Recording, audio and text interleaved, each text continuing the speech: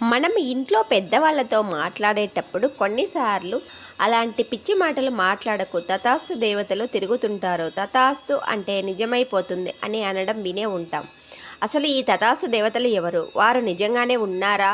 వారు ఏ సమయంలో తిరుగుతారో, మన పురాణాల్లో ఈ దేవతల గురించి ఏం చెబుతున్నాయో ఈ వీడియోలో పూర్తిగా తెలుసుకుందాం.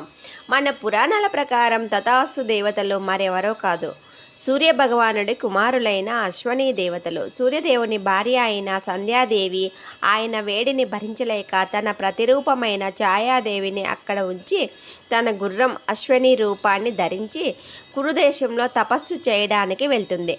ఈ విషయం తెలుసుకున్న సూర్యదేవుడు కూడా గుర్రం రూపంలో ఆమె వద్దకు వెళ్తారు. వారిద్దరూ కలయిక వల్ల గుర్రం ముక్కు భాగం నుండి జన్మించిన వారే ఈ అశ్వనీ దేవతలు. అశ్వనీ దేవతలు ఇద్దరు ఉంటారు. వారు చాలా అందమైన వారు మరియు దేవతలకు వైద్యులుగా దేవ వైద్యస్ అని పిలుస్తారు. వీరు ఎప్పుడూ లోక సంచారం చేస్తూ ఉంటారు. భూలోకంలో మానవులు ఏం మాట్లాడుకుంటున్నారో అని గమనిస్తూ ఉంటారు. ముఖ్యంగా రాత్రి మరియు పగలు కలిసే సంధ్యా సమయాలలో, సూర్యోదయం మరియు సూర్యాస్తమయ సమయాల్లో వీరి సంచారం ఎక్కువగా ఉంటుందని నమ్ముతారు. వీరు లోక సంచారం చేస్తున్నప్పుడు ఎవరైనా ఏదైనా మాట్లాడితే తథాస్తు అంటే నువ్వు అన్నది అలాగే జరుగుగాక అని ఆశీర్వదిస్తారు.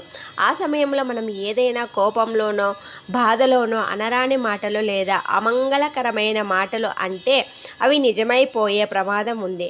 అందుకే మన పెద్దలు ఎప్పుడూ నోటితో మంచి మాటలే అనాలి, ఎప్పుడూ శుభమే పలకాలి అని చెబుతూ ఉంటారు.